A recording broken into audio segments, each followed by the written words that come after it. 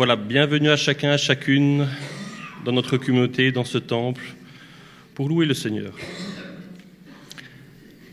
En préambule, comme nous essayons de débuter à 10h pile, en préambule pour les quelques retardataires qui vont encore arriver, je vais vous présenter une vidéo d'un chanteur manouche suisse qui est itinérant en France, en francophonie, en finalité.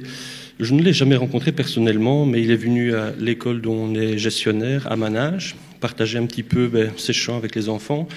Et je veux partager un de ces chants, Colorer le monde, de Manu Richer, avec vous ce dimanche matin. Bonne écoute.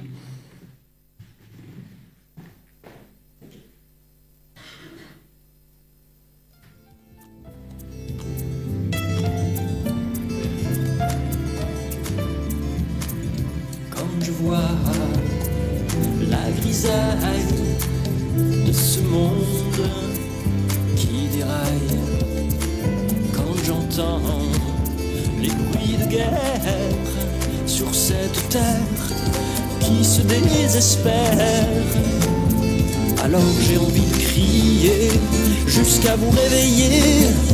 Arrêtez de courir et de vous étourdir dans vos sombres désirs et colorer le monde, colorer le monde, colorer le monde avec l'amour de Jésus.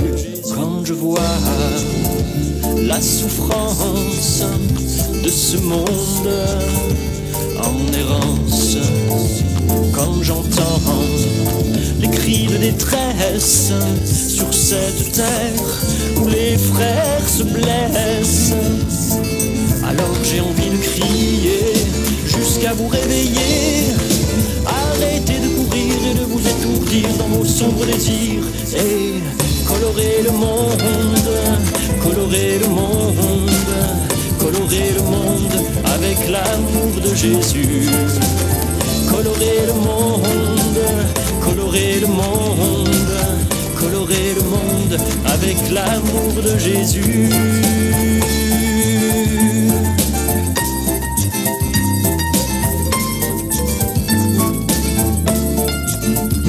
Quand je vois la folie de ce monde qui pâlit, quand j'entends tant de mensonges sur cette terre que l'égoïsme ronge, alors j'ai envie de crier jusqu'à vous réveiller.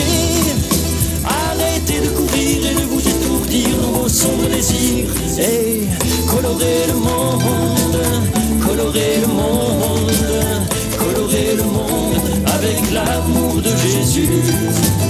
Colorer le monde, colorer le monde, colorer le monde avec l'amour de Jésus.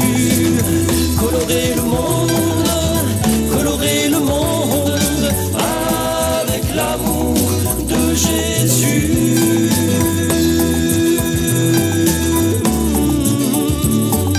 Avec l'amour de Jésus.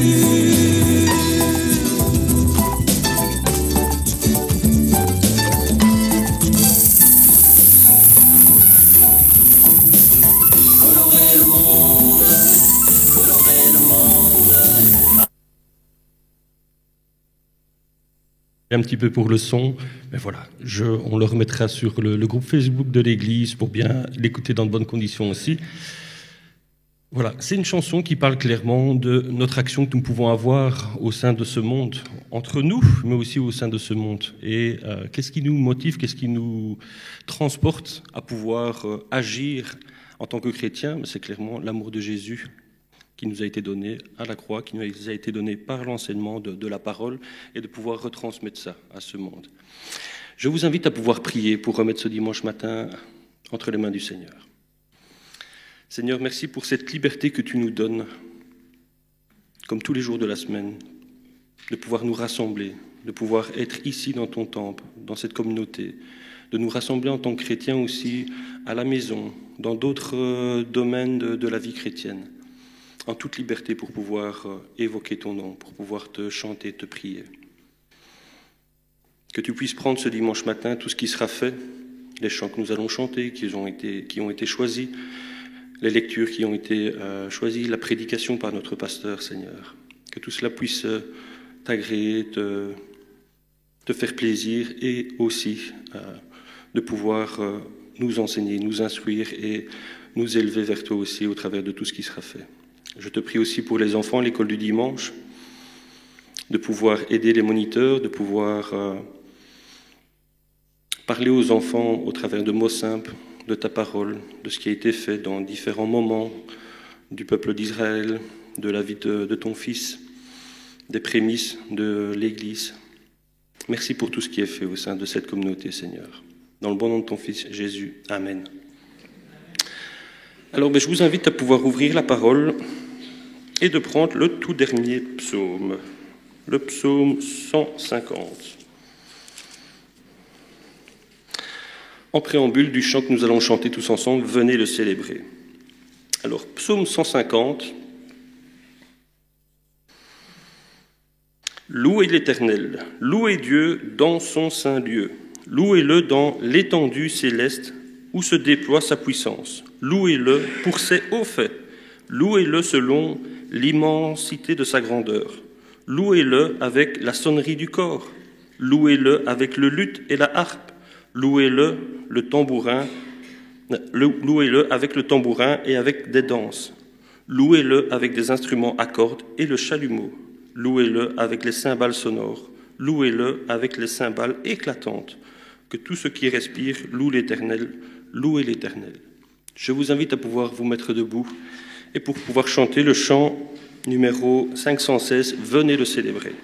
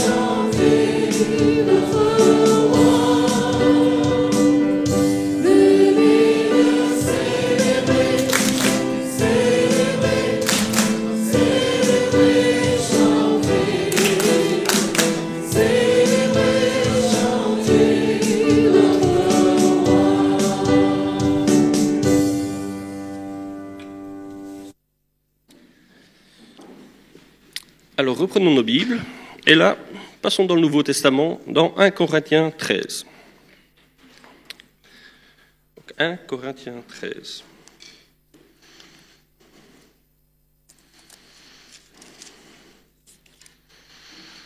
Et à partir du verset...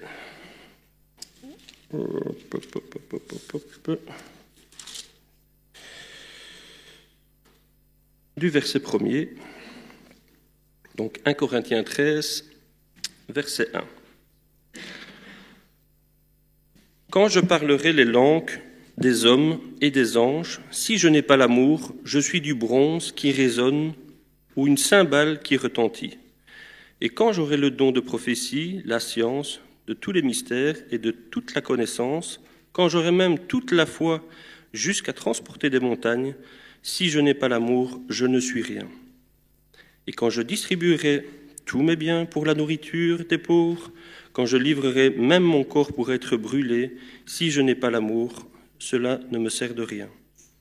L'amour est patient, l'amour est serviable, il n'est pas envieux. L'amour ne se vante pas, il ne s'enfle pas d'orgueil. Il ne fait rien de malhonnête, il ne cherche pas son intérêt, il ne s'irrite pas, il ne médite pas le mal. Il ne se réjouit pas de l'injustice, mais il se réjouit de la vérité. Il pardonne tout, il croit tout, il espère tout, il supporte tout. L'amour ne succombe jamais. Que ce soit les prophéties, elles seront abolies. Les langues, elles cesseront. La connaissance, elle sera abolie. Car c'est partiellement que nous connaissons, c'est partiellement que nous prophétisons. Mais quand ce qui est parfait sera venu, et ce qui est partiel sera aboli. Lorsque j'étais enfant, je parlais comme un enfant, je pensais comme un enfant, je raisonnais comme un enfant. Lorsque je suis devenu homme, j'ai aboli ce qui était de l'enfant. Aujourd'hui, nous voyons au moyen d'un miroir d'une manière confuse. Mais alors, nous verrons face à face aujourd'hui. Je connais partiellement, mais alors je connaîtrai comme j'ai été connu. Et au verset 13, maintenant donc ces trois choses demeurent. La foi, l'espérance, l'amour. Mais la plus grande, c'est l'amour. Voilà pour la lecture. On connaît tous ce passage. On le spécifie souvent lors des moments de mariage ou le fait de renouveler ses vœux en couple ou alors en communauté. Mais voilà, c'était important de pouvoir le redire en dehors de ces moments tout simplement. Chantons un chant, Seigneur, par la clarté de ton amour, justement. Alors je vous invite à pouvoir vous lever et de chanter ce chant. C'est le numéro 495.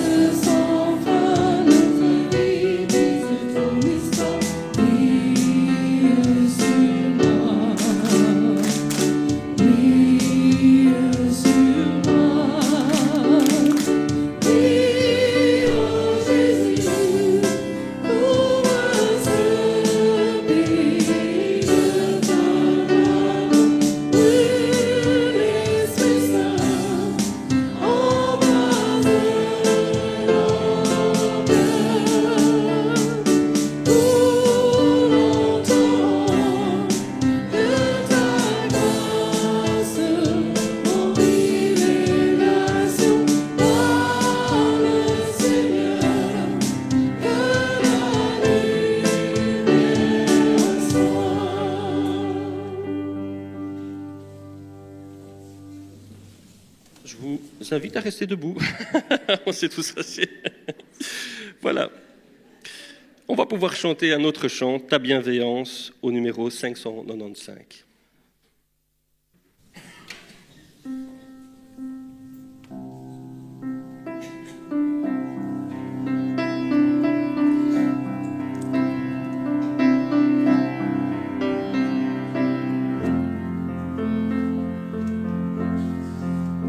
J'écouterai ce que dit Dieu, car il est droit pour qui l'écoute.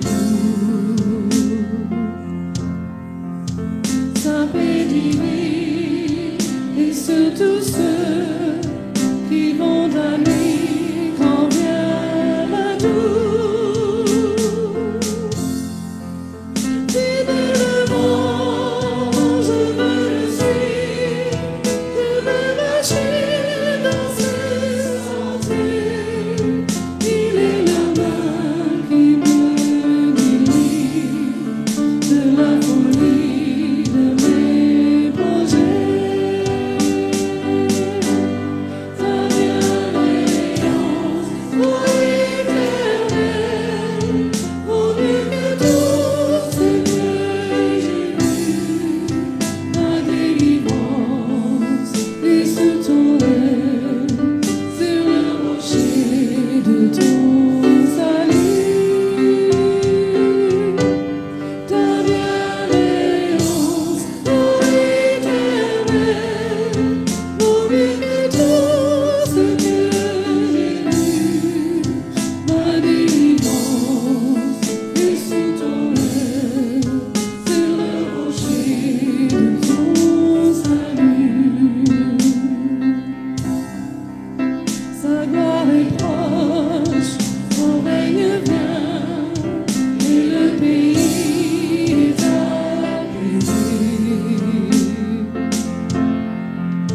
Lorsque la crainte est en chacun, lorsque son nom est exalté, marchons en paix, suivant son pas, dans justice et en vérité, recevons tout ce qu'il voudra, ce que sa main veut nous donner. Ta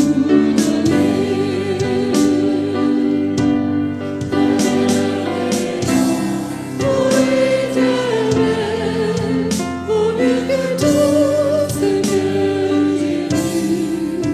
Ma délivrance est sous ton aile, sur le rocher de ton salut. Ta bienveillance, ô éternel, vaut mieux que tout ce que j'ai vu. Ma délivrance est sous ton aile, sur le rocher de ton salut.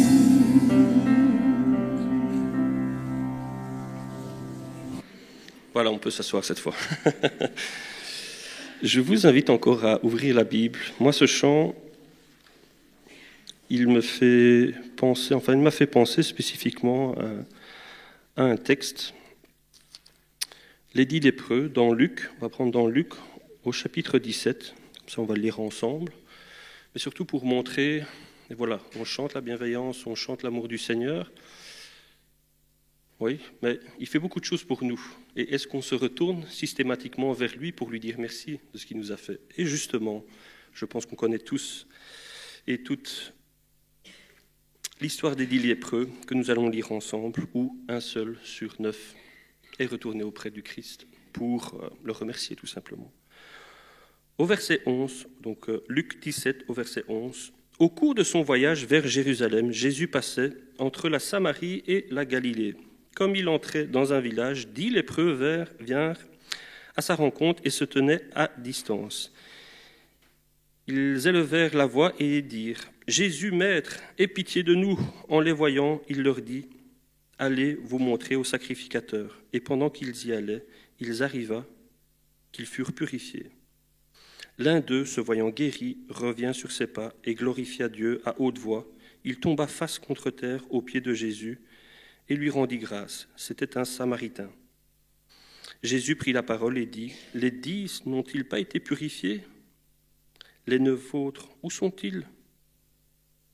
Ne s'est-il trouvé que cet étranger pour revenir et donner gloire à Dieu? » Puis il dit, « Lève-toi, va, ta foi t'a sauvé. » Voilà, ce chant, moi, m'a fait penser à ce texte spécifiquement où voilà, on remercie le Seigneur, on remercie pour sa bienveillance. Sa bienveillance, quelquefois, on ne voit que le côté amour, mais quelquefois, il faut voir aussi la dureté, la sévérité, ou en tout cas, le fait d'être intransigeant sur certaines choses, d'avoir des choses, ça, c'est pas bon à faire, ça ne va pas vers cela. Et de pouvoir être reconnaissant au Seigneur de tout cela, tout simplement. Donc voilà, c'était ce passage que je voulais vous partager avec ce chant. Un dernier chant avant de laisser la place à Yves pour la prédication, c'est le chant « Enseigne-moi », le numéro 206, et je vous invite à pouvoir vous lever.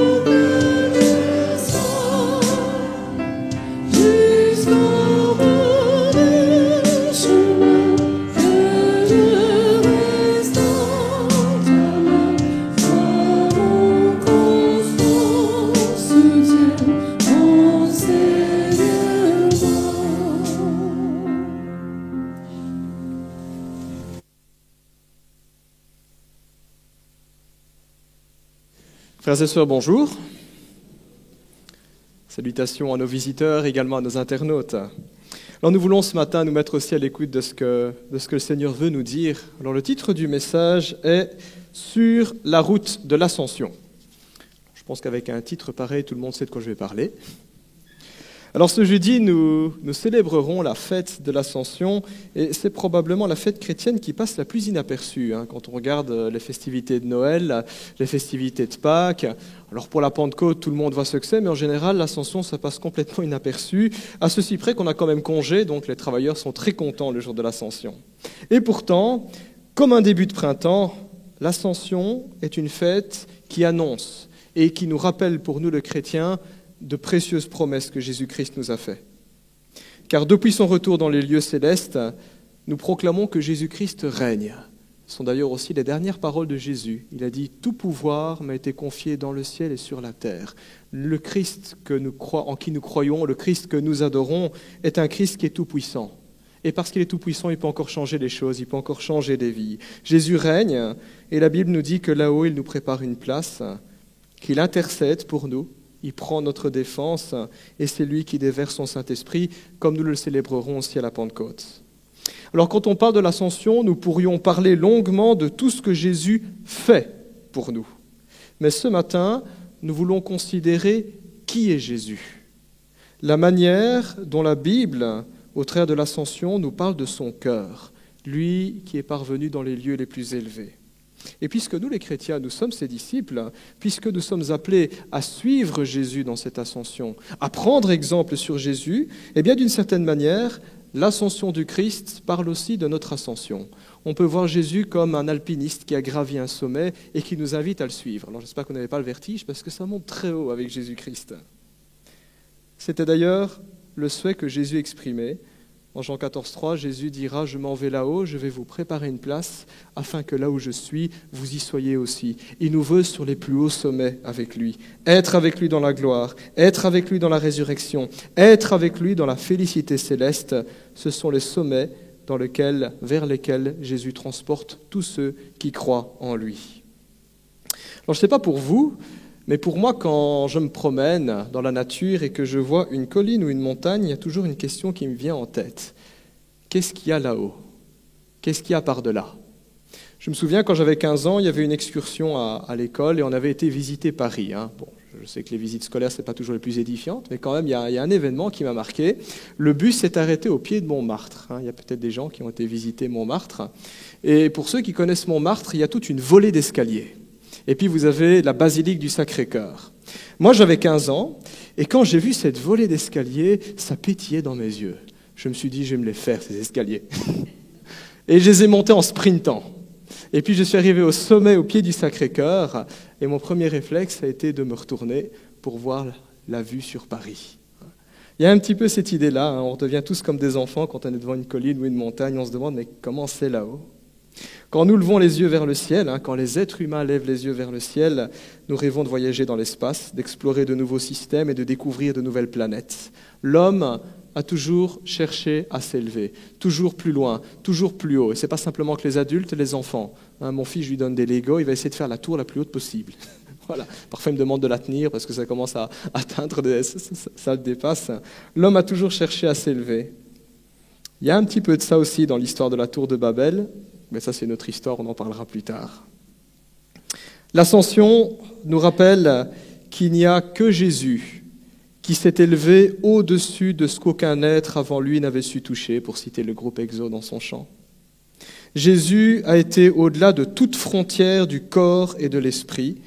Franchissant la limite de la mort, il revint à la vie. Quittant les lieux célestes, il descendit jusqu'au tréfonds des enfers. Existant de toute éternité, là où le temps n'a absolument aucune importance, Jésus a fait irruption dans notre temps. Il a vieilli comme nous, enfants, jeunes, adultes. Et il s'éleva finalement à la plus haute place, sur le trône de Dieu, la place de celui que nous appelons le Très-Haut. L'ascension nous rappelle tout ça concernant notre Seigneur Jésus. Ce n'est pas un petit Jésus, c'est un Jésus qui est glorieux, tout-puissant.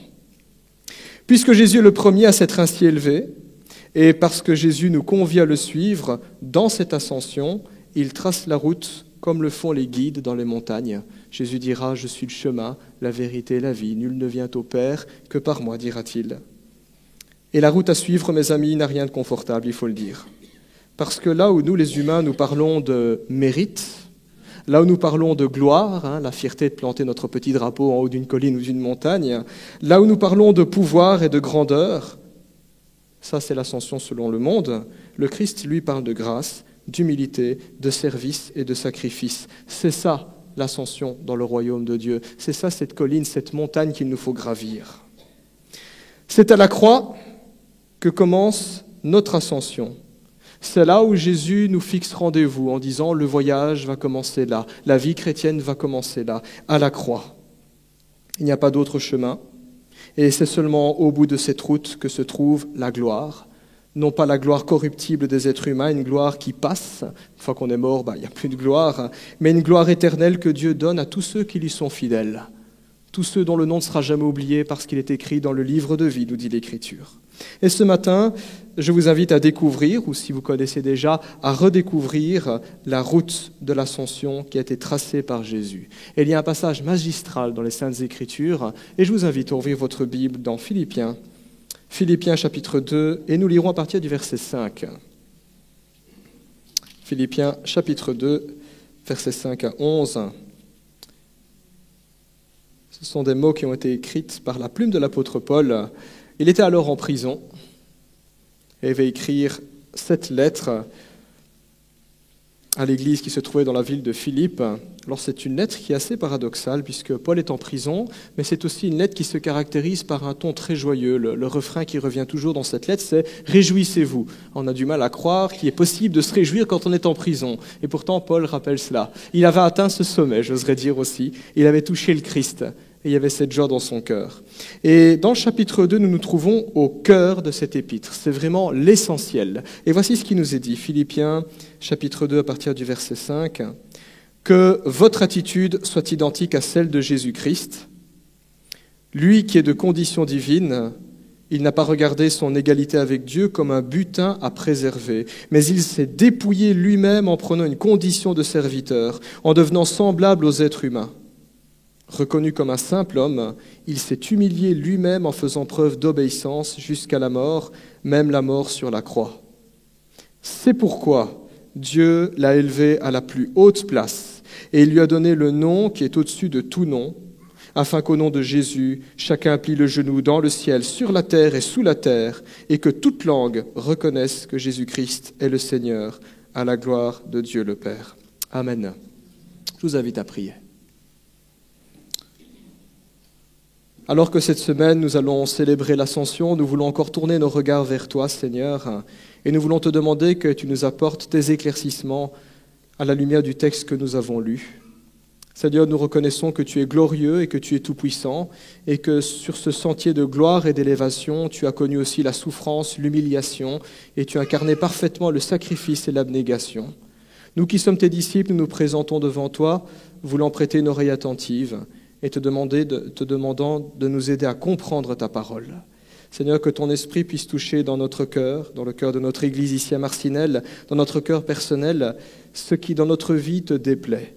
Et nous voulons te demander qu'à la place de cela, tu apportes la vie, tu apportes ta parole, tu apportes ton espérance et ton glorieux évangile. Au nom de Jésus.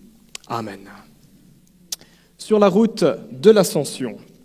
Alors le passage que nous venons de lire, là, juste quelques versets, est un hymne à la gloire de Jésus-Christ. D'ailleurs, certains spécialistes pensent que l'apôtre Paul s'est inspiré d'un des premiers cantiques qu'on chantait dans les églises de l'époque. Alors on n'a pas vraiment de preuves, mais cantique ou non, la Bible, ici dans ce passage, proclame le mystère le plus glorieux. Le mystère qui fait que Jésus-Christ n'a pas son pareil, que personne dans l'histoire ne peut dire « moi je suis équivalent à Jésus ». Et ce mystère, c'est que Jésus est Dieu fait homme. Ce n'est pas qu'il a abandonné sa divinité, il est tout le temps resté Dieu, mais il a pris en plus de cela la nature humaine. Parfait Dieu, parfait homme. Il quitte sa gloire et il retrouve sa gloire. C'est ce qu'on voit au début de cet hymne. Ça commence par le Dieu glorieux qui laisse sa gloire de côté, le Dieu glorieux qui est à nouveau glorifié et au nom de qui tout genou fléchit. C'est un petit peu comme le Notre Père. Ça commence avec la gloire de Dieu, ça termine avec la gloire de Dieu. Dans ce texte, on retrouve Noël, le Dieu qui laisse sa gloire de côté, qui nous invite à entrer dans la crèche. Et puis dans ce texte, on se trouve devant l'Ascension, le Christ exalté dans les lieux célestes. Et au centre de ce texte, on retrouve la Pâque. Il est question de la croix, l'obéissance jusqu'à la mort. C'est toute l'histoire du Christ. Mais ce qui fait de ce passage la pièce maîtresse de toute l'Épître aux Philippiens et un chef-d'œuvre de la christologie chrétienne, c'est que le Christ qui est divin, ainsi humilié, ressuscité, élevé et glorifié dans les lieux célestes, nous est présenté comme notre modèle, comme notre exemple. Nous sommes appelés à tendre vers cela, à incarner cela. La vie chrétienne s'enracine dans la vie de Jésus-Christ. C'est le terreau dans lequel nous pouvons croître, nous pouvons grandir, nous pouvons nous élever, j'oserais dire. Quiconque aspire donc à s'élever, quiconque aspire à aller plus loin dans la foi, quiconque aspire à gravir des sommets spirituels, à expérimenter une plus grande communion avec Dieu, une plus grande joie, une plus grande paix, à goûter à une puissance toujours plus abondante, doit suivre Jésus-Christ. Voilà ce que nous montre ce texte. C'est lui le chemin. Paul le dira avec une simplicité déconcertante. Il le dit au verset 5, nous l'avons lu, il écrira que votre attitude soit identique à celle de Jésus-Christ. Il y a d'autres versions, d'autres traductions françaises. Je crois que c'est la version du Semeur. Elle dit « Ayez en vous les sentiments qui étaient en Jésus-Christ ». Paul, de sa prison, écrit alors ces mots à une église généreuse qui lui était venue en aide alors qu'il était en captivité. La Bible nous dit que l'église de Philippe s'était cotisée et ils avaient envoyé de l'argent par l'intermédiaire d'un de leurs frères pour aider l'apôtre Paul. Mais cette église, aussi généreuse soit-elle, courait aussi le risque d'abandonner l'évangile sous l'influence de faux enseignements. C'est ce qu'on voit quand vous commencez à lire le chapitre 3. Paul dit « Faites attention, il y a des gens parmi vous qui enseignent des bêtises ». Et puis, cette église aussi connaissait des dissensions en son sein. Quand on regarde le chapitre 4, on apprend qu'il y a des chrétiens qui se disputent. On ne sait pas pourquoi ils se disputaient. Est-ce qu'ils voulaient tous les deux être responsables du groupe de louanges, de la technique, de l'école du dimanche ou que sais-je? Mais il y avait des disputes dans l'église. Si donc ces chrétiens là-bas ne prenaient pas garde, leur belle ascension à la suite de Jésus pourrait tourner à une chute mortelle. Et cela, Paul ne le voulait pas. Ce n'était pas son souhait pour cette église-là. Alors il les encourage à regarder à Jésus-Christ. Dans tout ce qu'ils peuvent entendre au nom de Dieu, prophétie, révélation à gauche, à droite, Paul dira simplement « regardez à Jésus ». À ces chrétiens qui commencent à se disputer, Paul dira « regardez à Jésus ». Il est à la fois le guide de notre foi, il est notre chemin, notre but, notre sommet à atteindre. Ainsi, frères et sœurs, l'Évangile nous élève à une vie où la désunion, la discorde et l'ambition personnelle meurent pour laisser toute la place à Jésus. C'est ça la vie chrétienne, c'est un niveau supérieur. Nous laissons de côté l'orgueil, l'égoïsme, l'indifférence. Nous le laissons en bas. Parce que nous voulons suivre Jésus, nous voulons nous élever. Avoir une attitude identique à celle de Jésus, comme le dit le verset 5, ne consiste pas simplement à adopter un style de vie chrétienne. Nous ne sommes pas là pour jouer les chrétiens, nous ne sommes pas là pour parler chrétien, faire des activités chrétiennes, participer au rite chrétien, fréquenter des chrétiens. Tout cela est une bonne chose, bien entendu, elles sont nécessaires, mais le Seigneur n'est pas venu sur terre pour fonder une religion, mais pour changer notre cœur. Et il est possible de jouer les chrétiens sans avoir un cœur réellement chrétien qui soit transformé, avoir le bon comportement sans avoir cette relation avec Dieu. Le cœur, c'est là où Jésus-Christ opère le salut. C'est au fond de notre cœur que nous avons besoin de prendre conscience de nos péchés, de nos fautes, de nos erreurs, de nos manquements. C'est au fond de notre cœur que nous prenons conscience, quand nous lisons les commandements de Dieu, sa parole, que nous manquons bien souvent à ce qu'il nous demande de faire. Aime tes ennemis, pardonne-les, fais-leur du bien. Là, on sent nos manquements parfois. Sers ton prochain, sois patient, supporte. Là, on voit nos manquements. C'est au fond de notre cœur que ça se passe. C'est au fond de notre cœur aussi que nous pouvons ressentir tout l'amour que Dieu a pour nous. Et c'est un amour qui bouleverse. Parce que quand on prend conscience de tous nos manquements, de nos fautes et de nos péchés, honnêtement, sincèrement, le poids de nos fautes sur notre conscience et qu'on réalise que malgré ça, Dieu nous aime, ça bouleverse. Et c'est là aussi, au fond de notre cœur, que nous pouvons nous découvrir pardonnés par Dieu. Pardonnés. Ce que Dieu veut d'abord changer, c'est notre cœur. Le véritable changement, la nouvelle naissance, est un miracle qui s'opère dans l'intériorité du cœur et qui se voit ensuite dans le comportement extérieur. Voilà comment ça fonctionne l'Évangile, une frappe chirurgicale au plus profond du cœur qui jaillit, dont les effets se manifestent dans la vie de tous les jours, dans les relations que nous allons faire. Mais ce n'est pas l'inverse, ce n'est pas jouer les chrétiens sans laisser l'Évangile pénétrer dans notre cœur. Ce que la Bible nous demande donc de sonder quand elle dit « Ayez en vous les sentiments qui étaient en Jésus-Christ », ce que la Bible nous demande de sonder, c'est-à-dire ce à quoi il faut vraiment réfléchir, ce à quoi il faut s'appliquer en tant que chrétien, ce sont les dispositions dans le cœur de Jésus. Quels étaient ses sentiments vis-à-vis des autres? Quel était son dévouement pour Dieu son Père? Quel était son sens des priorités? Quelle était sa manière de voir les choses, sa manière d'agir et de réagir? Quelles étaient ses motivations? Quelle était son abnégation à la lumière des buts qu'il se fixait? C'est ça, avoir les sentiments qui étaient en Jésus-Christ. C'est ça, avoir l'attitude qui était en Jésus-Christ. Et bien évidemment, quand on pense ainsi, on réalise que personne ici-bas ne pourra faire aussi bien que Jésus. Personne ne pourra aller aussi haut qu'il a été et aussi vite. Mais c'est en passant du temps en compagnie de Jésus, en méditant ce qu'il nous dit dans sa parole, la Bible, en parlant à Jésus dans la prière, en suivant, en cherchant, en servant Jésus avec nos frères et sœurs dans l'Église, en fréquentant tout simplement Jésus, qu'il va commencer à déteindre sur nous, qu'il va déteindre sur notre cœur. La Bible dit que les mauvaises compagnies corrompent les bonnes mœurs. Et c'est vrai. Les parents le savent, quand il y a le gamin ou la fille qui traîne avec des mauvaises fréquentations, on se dit « c'est pas bon ». Mais ça l'est aussi pour les bonnes fréquentations. Quand on fréquente Jésus, il déteint sur nous. Ces promesses commencent à nous réconforter, puisqu'on part du principe que ce qu'il dit, ce ne sont pas des bêtises, mais c'est vrai. Alors on réfléchit.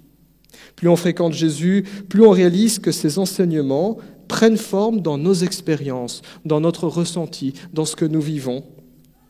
Plus nous fréquentons Jésus, plus ses avertissements nous évitent des ennuis, et on se dit, c'est vrai, ça marche, quand on le fréquente. Si nous cherchons une plus grande intimité avec Jésus, nous devons commencer par apprendre à le connaître. Et connaître Jésus, ça passe par la Bible, et j'insiste. Il existe toutes sortes d'ouvrages qui nous proposent de nous mettre à l'écoute de Jésus. À la mode chez les chrétiens pour le moment, c'est Un moment avec Jésus de Sarah Young.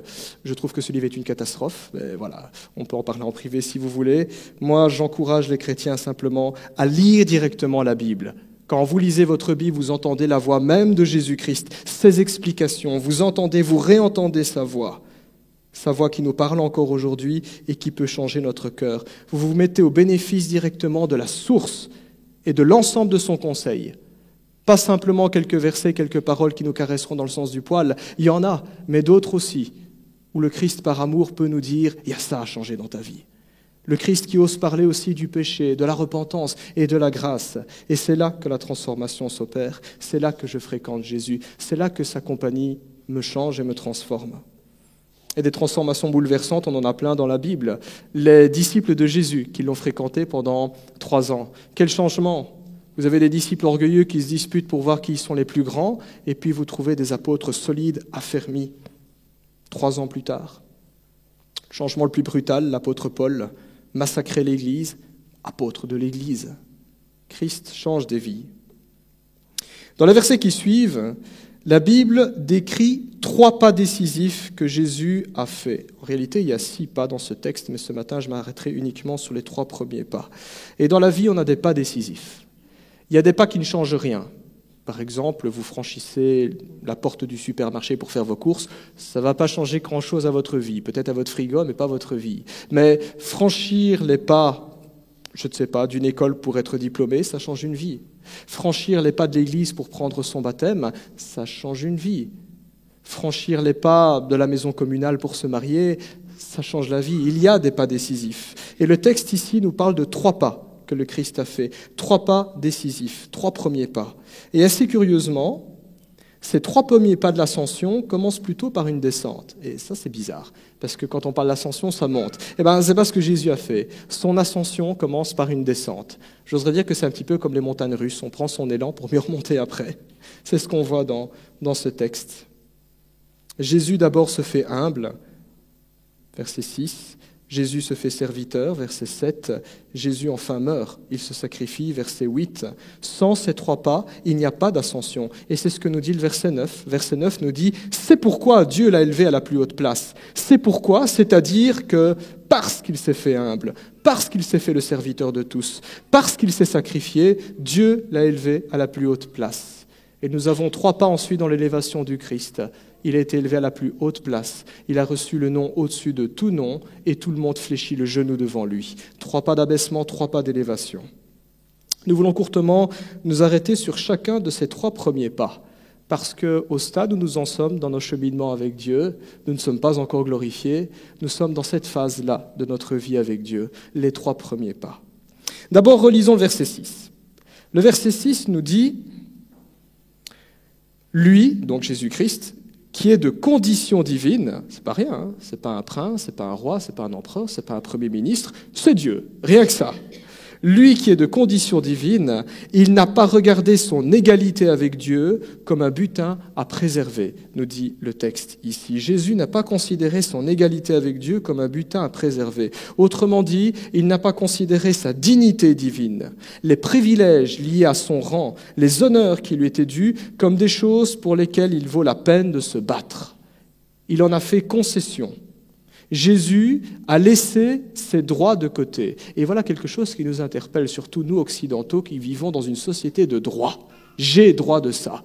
J'ai droit d'être respecté, j'ai droit de voter, j'ai droit de manifester, j'ai droit de râler, de faire des pétitions. Le Christ, oui, on a droit de répéter s'il y a une fête de Noël ou quelque chose comme ça aussi. Jésus a laissé ses droits de côté, son droit d'être respecté, quand on lit les évangiles quand même, qu'il culot, il y en a certains qui le traitent misérablement, son droit d'être adoré, son droit d'être servi en premier, son droit d'être salué respectueusement en public, et il a même laissé de côté son droit d'être défendu. Je vous renvoie au procès bidon qu'on lui a fait avant sa crucifixion. Cela en dit long sur l'humilité de notre Dieu, et c'est le paradoxe qu'on trouve en Dieu, à la fois glorieux et en même temps profondément humble. Et l'humilité de notre Dieu nous fait comprendre que notre orgueil est vraiment moche, totalement déplacé. Nous qui sommes souvent prompts à clamer nos droits. J'ai droit.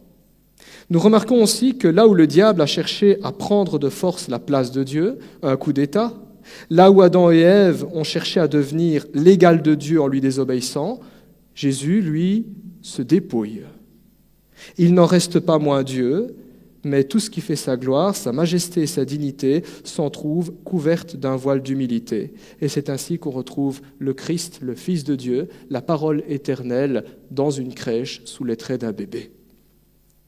Ainsi, en Jésus, le chemin de l'ascension passe par l'abaissement de notre personne. Elle passe par le fait d'apprendre à cultiver en nous-mêmes des sentiments qui sont humbles, parce que notre orgueil ne passera pas là où Jésus est passé, et notre orgueil nous bloquera là où Jésus veut nous conduire. Ça fait partie des choses dont il faut se décharger pour grimper à la suite de Jésus.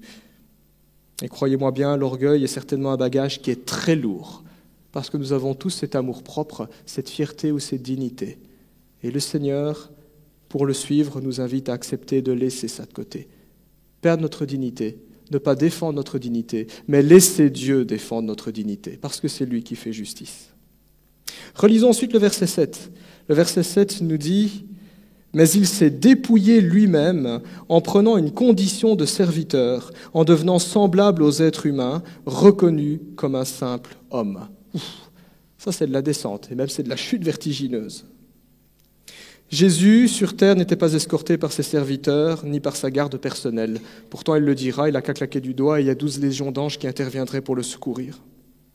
Jésus n'a pas non plus cherché à être reçu avec de grandes pompes, comme le sont les dignitaires de ce monde, où il y a un cortège, des gardes du corps, tapis rouge quand on descend de l'avion. Mais la Bible dit qu'il a pris la forme d'un serviteur. D'ailleurs, le terme exact en grec est esclave, et dans l'Antiquité, un esclave, c'était quelqu'un qui n'avait aucun droit. C'était un objet, propriété de son maître. Jésus dira en Marc 10, 45, « Car le Fils de l'homme n'est pas venu pour être servi, mais pour servir et donner sa vie en rançon pour beaucoup. » Et pour que ce soit bien clair, il ira jusqu'à laver les pieds de ses disciples dans Jean chapitre 13, pour montrer que moi qui suis le Seigneur et le Maître, je suis venu pour vous servir et pour prendre la place du moindre des esclaves. Parce que c'était ça, laver les pieds. Il y avait plusieurs rangs d'esclaves, c'était la tâche la plus ingrate, c'était pour l'esclave le moins important.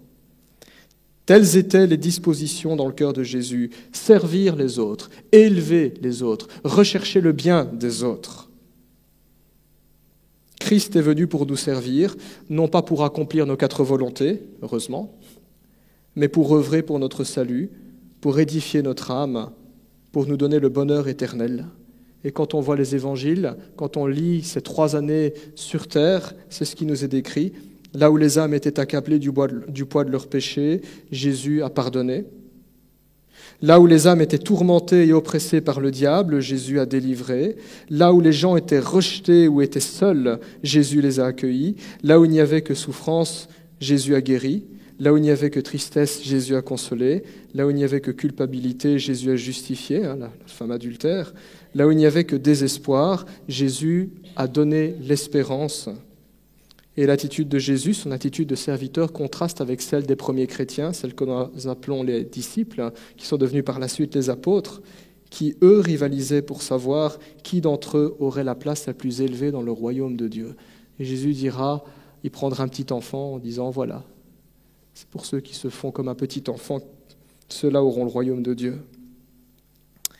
Malheureusement, ces rêves de grandeur, c'est hélas ainsi que le monde tourne, Mais ce n'est pas ainsi que nous, les chrétiens, devrions vivre, et ce n'est certainement pas ainsi que l'Église doit tourner. Et nos églises peuvent parfois être les théâtres de lutte pour la grandeur et pour la vaine gloire. Je rêve d'avoir tel poste, je rêve d'être à la chaire, je rêve d'être adulé ou d'être aimé. Quand on pense ainsi, on fait fausse route.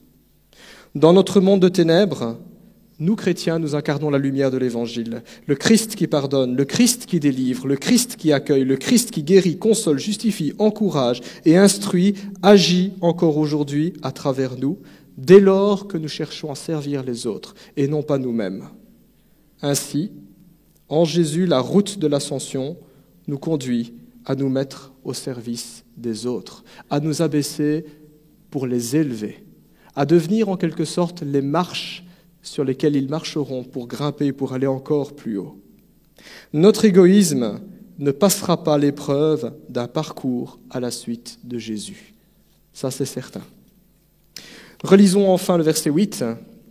La Bible nous dit « Il s'est humilié lui-même en faisant preuve d'obéissance jusqu'à la mort, même la mort sur la croix. » Ce verset ici insiste sur l'obéissance de Jésus, qui l'a conduit à aller jusqu'au sacrifice ultime. C'est le dernier pas dans son abaissement, et c'est le pas le plus douloureux. Il n'y a pas moyen de descendre plus bas. Et c'est un sacrifice qui est extraordinaire et qui en même temps est terrible, parce que la croix était le supplice que les Romains réservaient au pire des criminels. La croix était synonyme de honte. On exhibait les suppliciés nus, pendus sur la croix à la vue de la foule. La croix était synonyme de condamnation. Ces gens-là étaient des criminels de la pire espèce. Et la croix était aussi synonyme de souffrance. C'était une longue et lente agonie qui devait durer le plus longtemps possible. Humilier, condamner et faire souffrir, c'était le but de la croix. Et pourtant, tel est le chemin que le Christ a emprunté. C'est lui-même qui était jusqu'à sa croix. C'est lui-même qui est monté à Jérusalem. La Bible dit ceci, et c'est assez surprenant, dans Hébreux chapitre 5, verset 8, elle nous dit que bien qu'étant le Fils, donc on parle de Jésus-Christ, bien qu'étant le Fils de Dieu, il a appris l'obéissance parce qu'il a souffert. Le Fils de Dieu a appris l'obéissance. Et puis Jésus nous dira que celui qui veut être mon disciple, celui qui veut me suivre, qu'il renonce à lui-même, qu'il se charge de sa croix et qu'il me suive. C'est là, frères et sœurs, qu'il nous faut être particulièrement attentifs. À nous qui prenons le nom de chrétiens, à nous qui nous disons « Je suis un disciple de Jésus », comprenons-nous donc que le Christ est notre maître et que c'est à lui seul que nous devons obéissance. Il est notre maître.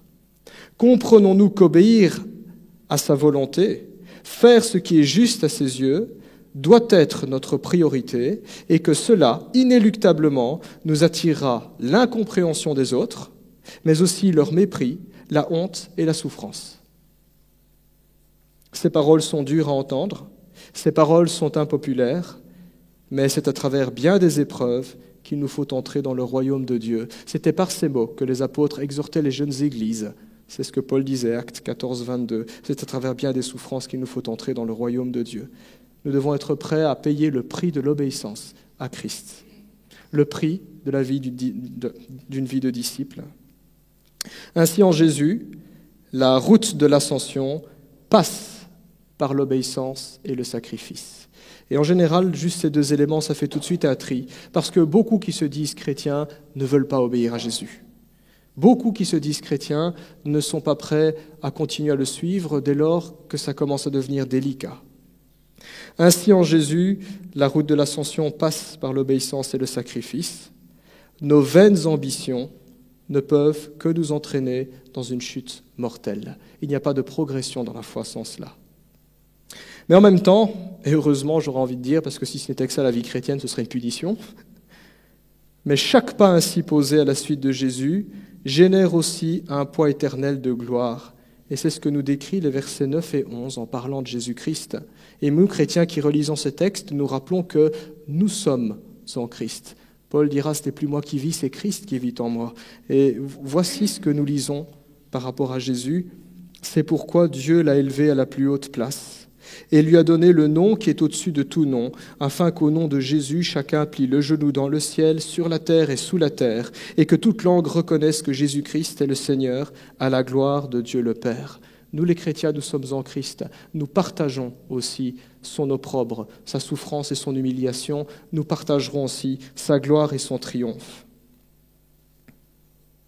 Ce que nous découvrons à chaque pas qui nous est donné de faire avec Jésus vaut bien les heures et la route quand on connaît Jésus. Je ne connais aucun chrétien qui dirait « Je le regrette, si c'était à refaire, je n'aurais pas donné ma vie à Christ ». Les difficultés rencontrées sont aussi ponctuées de joie et conduisent, comme dit la Bible, à un poids éternel de gloire dans 2 Corinthiens 4, 17. Quand on regarde les alpinistes, comment ça fonctionne, si vous regardez une interview d'un alpiniste ou une vidéo sur YouTube, eh bien nous voyons que c'est au prix de bien des sacrifices, contre le froid, le vent, la neige, à la sueur de leur front, qu'ils gravissent les sommets, le mont Everest, le mont Blanc. Mais au fur et à mesure qu'ils s'approchent du but, alors qu'ils n'ont pas encore atteint le sommet, s'ouvre devant eux la splendeur du paysage, la blancheur des nuages, la pureté de la neige qui n'a jamais été foulée avant eux, l'éclat du soleil quand il se lève et la voûte céleste pendant la nuit, immaculée et remplie d'étoiles, au-dessus de l'agitation, du bruit et de la pollution d'en bas d'où ils viennent. Ceux qui grimpent contemplent déjà de leurs yeux ce que personne avant eux n'ont vu. Et même si le chemin est encore long et difficile, ils savent que l'ascension en vaut la peine. Ça, c'est ce que vous dirait un alpiniste. Vivre l'ascension, c'est prendre une route où se trouve aussi la joie de l'aventure et la douceur qu'offre la compagnie de l'ami qui nous guide et qui nous accompagne, c'est Jésus. Nous chantons d'ailleurs « Quel ami fidèle et tendre ». C'est un voyage intérieur, un voyage du cœur, un voyage de l'âme qui nous transforme de gloire en gloire à l'image du Christ. Comme on l'a chanté, c'est le dernier couplet de Seigneur par la clarté. Alors que cette semaine nous célébrons l'Ascension, je prie, frères et sœurs, que nous ayons bien conscience du chemin sur lequel nous sommes en route. Et surtout, qui est celui qui fait la route avec nous? Quel est son cœur? Quel est son caractère? Quels sont ses sentiments? Quelles sont ses dispositions?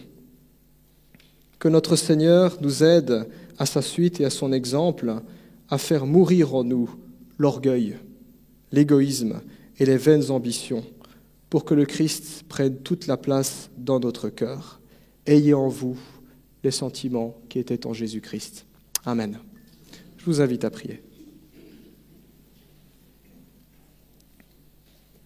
Nous regardons encore la croix, Seigneur, là où tu as donné ta vie pour nous.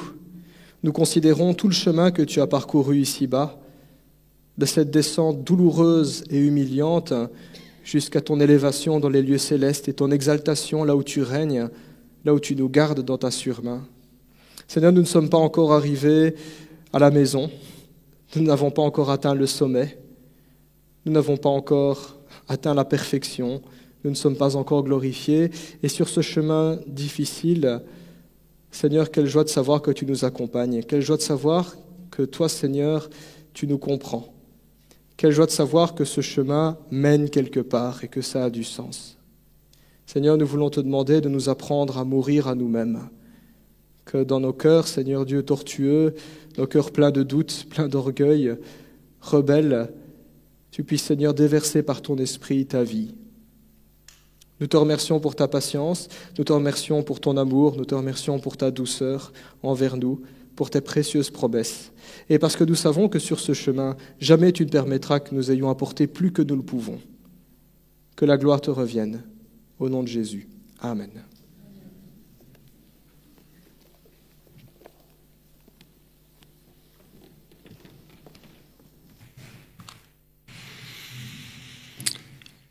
En suivi de ces paroles par notre pasteur, mais je vous invite à prendre part au repas de la Sainte Seine. Donc avant l'ascension, le Seigneur est venu, a fait œuvre sur cette terre, a donné son corps en sacrifice, et au travers de ce repas, au travers du vin qui représente le sang, au travers du pain qui représente son corps, qui a été en sacrifice, nous commémorons chaque dimanche matin dans notre église ce qu'il a fait pour nous. Alors je vais inviter Yves à pouvoir me rejoindre, à Nunzio, à Manu, des anciens, à Sacha à pouvoir venir me rejoindre, à Léonidas aussi à pouvoir venir. Léonidas, merci. Et Durand à côté aussi, pouvoir venir tous les deux.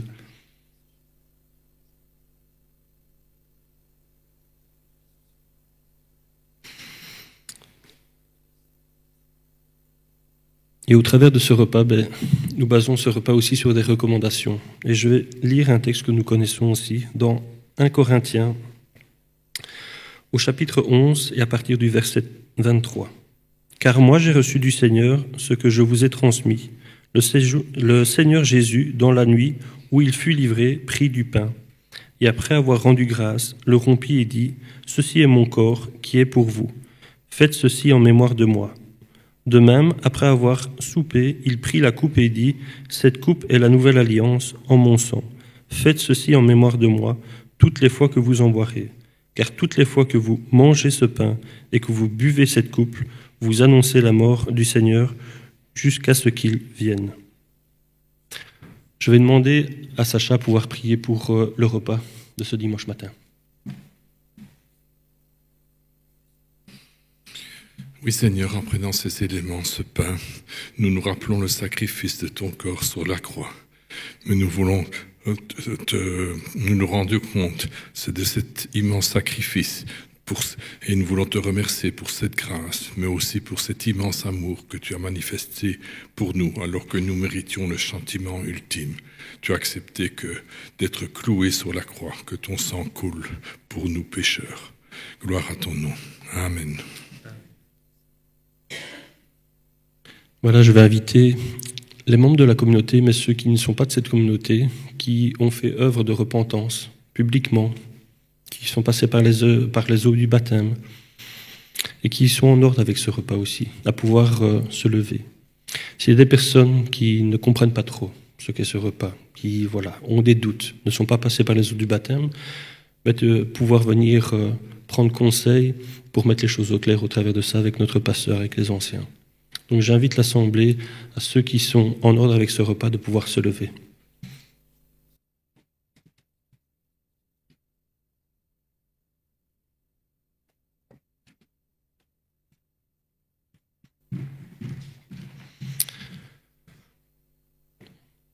En accompagnement de la Sainte Seine, nous pourrons chanter tous ensemble, mais le chant « Homme de douleur ».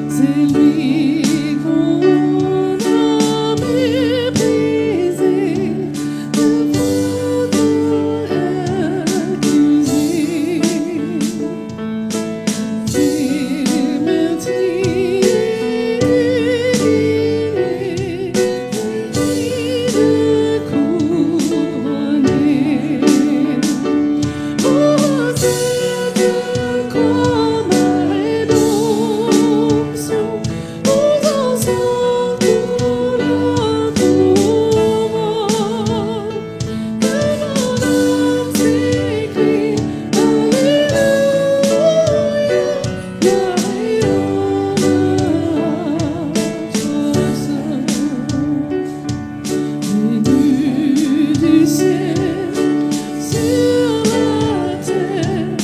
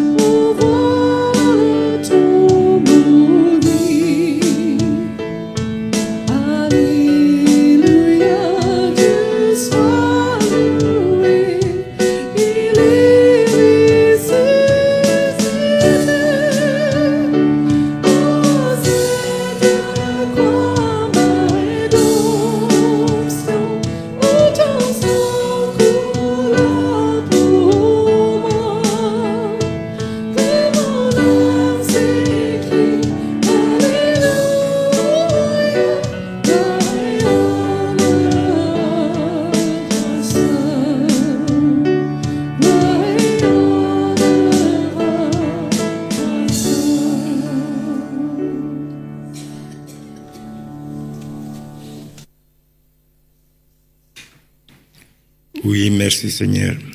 Merci pour ce que tu as fait pour nous.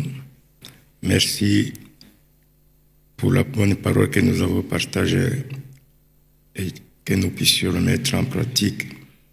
Veille sur nous et que nous puissions toujours te mettre devant dans tous nos problèmes, toutes nos affaires, que tu sois le numéro 1.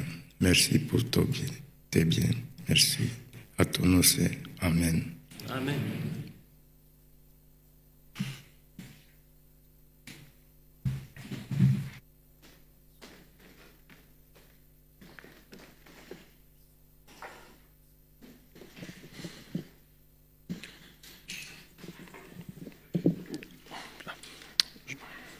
Merci à nos frères Durand d'avoir terminé par la prière ce repas.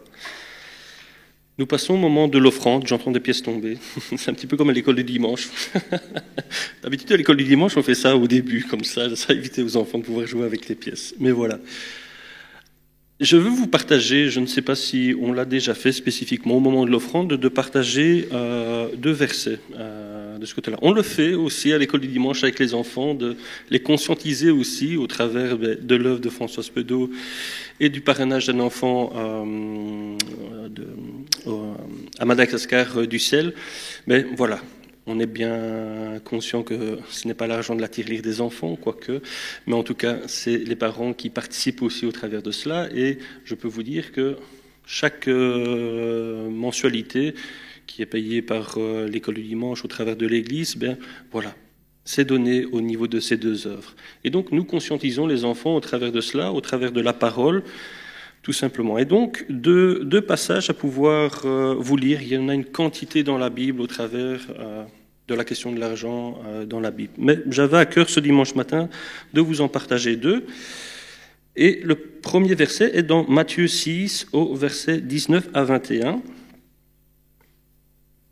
Ne vous amassez pas de trésors sur la terre, où les vers et la rouille détruisent et où les voleurs percent et dérobent, mais amassez des trésors dans le ciel, où ni les vers ni la rouille ne détruisent et où les voleurs ne percent ni ne dérobent. Car c'est là où est ton trésor, là aussi sera ton cœur. On parle de trésor, mais ce n'est pas spécialement le trésor financier, l'argent qui trébuche, l'argent liquide ou maintenant qui se trouve sur des comptes. Donc on comprend bien au travers de ce passage, en tout cas je l'espère, mais véritablement, c'est quoi notre véritable trésor? Et nous l'avons partagé aussi au travers de ce repas de Sainte-Sainte. Qu'est-ce qui est totalement utile quand nous naissons sur cette terre et avant de passer par la mort, mais qu'est-ce qui est utile à pouvoir avoir fait dans sa vie? Et quel est le véritable trésor à avoir? Et alors, dans un autre passage, dans 2 Corinthiens, cette fois,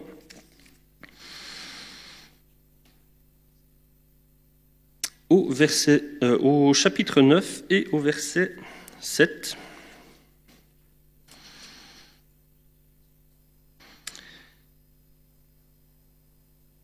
Que chacun donne comme il l'a résolu en son cœur, sans tristesse ni contrainte, car Dieu aime celui qui donne avec joie. Et Dieu a le pouvoir de vous combler de toutes sortes de grâces, afin que, possédant toujours, à tous égards, de quoi satisfaire à tous vos besoins, vous ayez encore en abondance pour toute œuvre bonne. Voilà les 2 passages que je voulais vous partager. On pourrait faire une étude biblique au travers de la question de l'offrande et autres, mais au travers de cette église, et nous allons passer par une assemblée générale ce dimanche après-midi aussi, mais il y a une liberté à chacun d'entre nous à pouvoir donner au niveau de l'église, mais que chacun puisse être conscient de ce qu'il a reçu et au travers de notre église et des autres œuvres qui sont aidées par notre église, qu'est-ce que nous devons faire? Et nous, notre devoir, notre responsabilité, tout un chacun, en couple, individuellement, au travers de cette offrande. Donc voilà, je vous invite à pouvoir participer à cette offrande librement et de pouvoir chanter avec nous le chant « Quand le vol de la tempête ». Donc j'invite à celui qui s'occupe de l'offrande ce dimanche matin, c'est Nunzio, à faire passer les offrandes.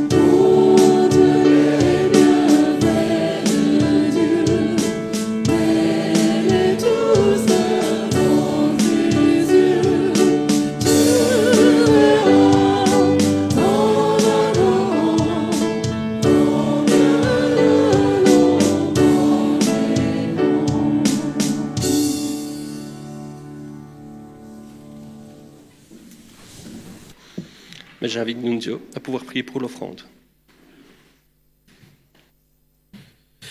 Oui, notre Dieu, notre Père, nous voulons nous te présenter les offrandes de ce matin entre tes mains.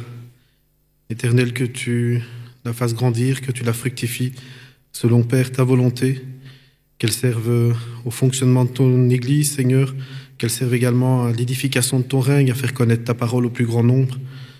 Père Céleste, donne-nous un cœur de partage. Nous voulons encore une fois te remercier pour l'abondance que tu nous donnes, Seigneur, sous nos contrées. Et nous voulons aussi penser, Seigneur, à ceux qui ont moins, Seigneur. Merci, Seigneur, de bénir encore cette offrande et utilise-la, Seigneur, encore selon ta volonté. Dans le nom de Jésus, nous te le demandons. Amen.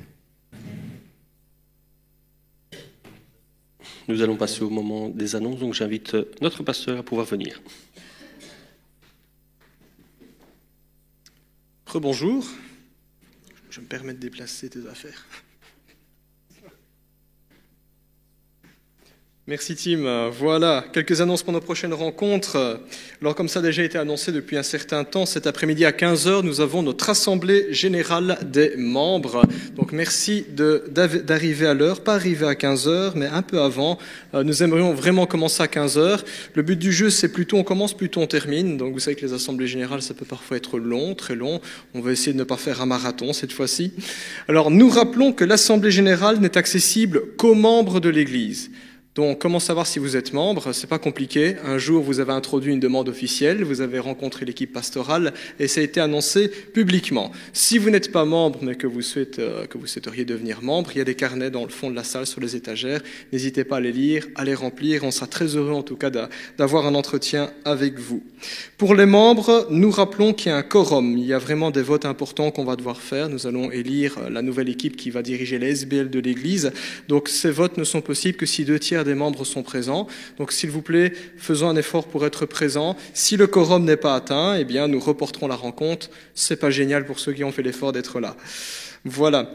Tout à l'heure, en arrivant également pour l'Assemblée Générale, nous vous demandons de vous enregistrer à l'accueil pour prendre les présences. Ça va beaucoup plus vite. Donc, vous entrez, il y aura François avec son ordinateur simplement sur une petite table. Vous lui dites que vous êtes là et puis vous prenez votre bulletin de vote et la suite vous sera expliquée par la suite. Autre rencontre, mardi soir, nous avons réunion de prière. Dimanche prochain, au matin, nous avons culte. Et juste après, nous aurons groupe des mariés. Donc, pour les groupes mariés qui ont à cœur d'y participer, n'oubliez pas de vous inscrire et de signaler à Paul et Amandine votre présence pour l'organisation notamment des repas. Agenda communication. Voilà, donc nous prévoyons une agape ou un barbecue. Je ne sais pas si on peut appeler un barbecue une agape, oui, c'est un repas communautaire. On ne va pas jouer sur les mots, on va manger ensemble dans l'église. Donc agape prévue dimanche le 22 juin, juste après le culte. Alors nous vendons des tickets, pour faire plus simple, vendre des tickets, voir Alex. Alex, est-ce que tu sais te lever, faire un grand signe à tout le monde pour dire que c'est toi? Voilà, c'est sur lui que vous devez sauter à l'issue du culte pour acheter les tickets.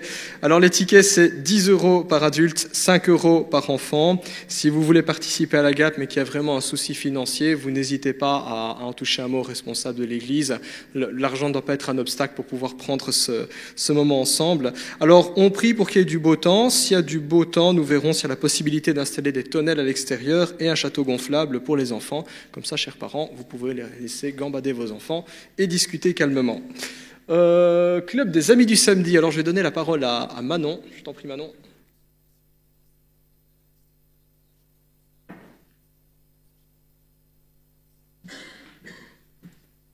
Bonjour à tous. Donc, comme vous le savez, c'est bientôt la fin de l'année scolaire et qui dit fin d'année scolaire dit sortie des Amis du Samedi.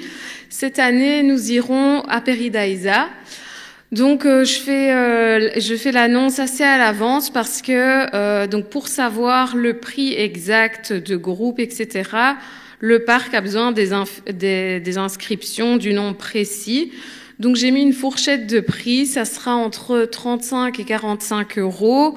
En sachant que les places enfants seront moins chères que les places adultes accompagnants.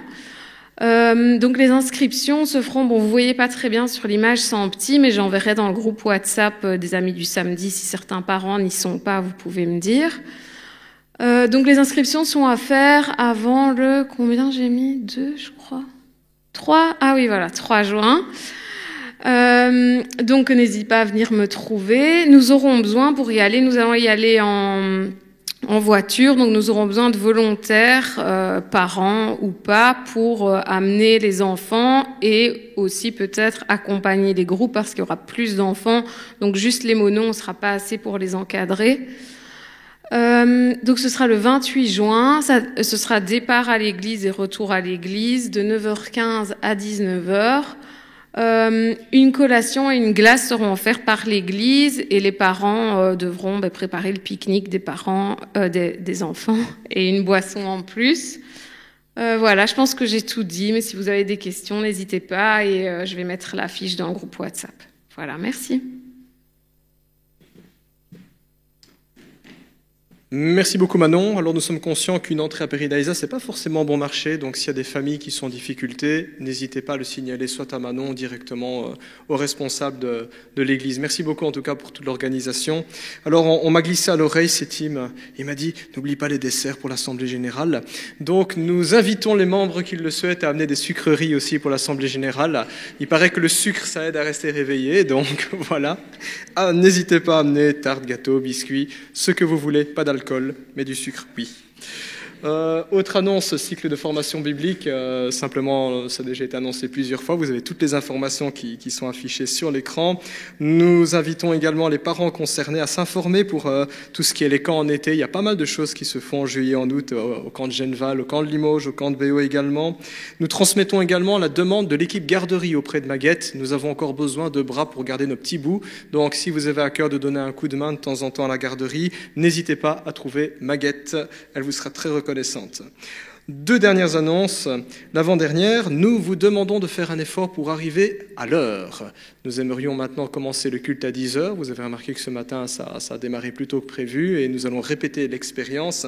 Donc pour pouvoir commencer à l'heure et terminer à l'heure, merci de faire le nécessaire. Nous avons également la tristesse de vous informer du décès du pasteur Samuel Géva.